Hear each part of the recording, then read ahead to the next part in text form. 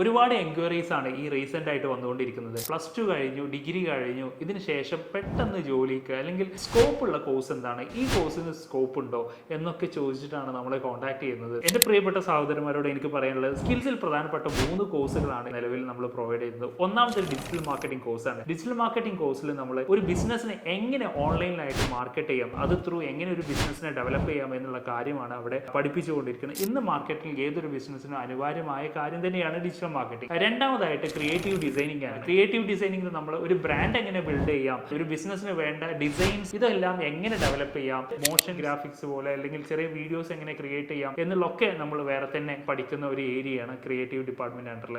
അടുത്തതായിട്ട് UX designing. നമുക്കറിയാം ഇന്ന് ഇന്റർനെറ്റ് വേൾഡിൽ എല്ലാം നമ്മൾ കാണുന്നത് യൂസർ ഇന്റർഫേസ് ത്രൂ ആണ്. ഇത് ഡിസൈൻ ചെയ്യുക, അത് മൊബൈൽ ആപ്പ് ആവാം, ഇ-കൊമേഴ്സ് വെബ്സൈറ്റിന്റെ ആവാം, ഇതെല്ലാം എങ്ങനെ ഡിസൈൻ ചെയ്യണം, ഒരു യൂസർ പോയിന്റ് ഓഫ് വ്യൂവിൽ നിന്നിട്ട് അതിന്റെ ഡിസൈൻ പാറ്റേൺസ്, കളർ കോമ്പിനേഷൻസ്, അവിടെ ചെറിയ കോഡിങ് കൂടി വരുന്നുണ്ട്. നമ്മുടെ അഭിരുചിക്ക് ഇതെല്ലാം സ്യൂട്ടാണോ എന്നുള്ളത് നമ്മൾ അനലൈസ് ചെയ്യണം. അതുപോലെ തന്നെ ഒരു ഇൻസ്റ്റിറ്റ്യൂട്ട് സെലക്ട് ചെയ്യുന്നതിന് മുന്നേ അവിടെ പഠിച്ചു പോയ ആളുകളുമായിട്ട് പറ്റുമെങ്കിൽ കണക്ട് ചെയ്യാൻ ശ്രമിക്കണം. ഒരിക്കലും ഒരു 100% എല്ലാതും സാറ്റിസ്ഫൈ ആയിട്ട് നമുക്ക് കിട്ടണമെന്നില്ല. എങ്കിൽ കൂടി അവരുടെ മാക്സിമം റേറ്റിംഗും റിവ്യൂസും ഒക്കെ കളക്ട് ചെയ്യുക. അതിനുശേഷം മാത്രം നല്ലൊരു തീരുമാനത്തിലോട്ട് നമ്മൾ പോവുക. All the best. Thank you.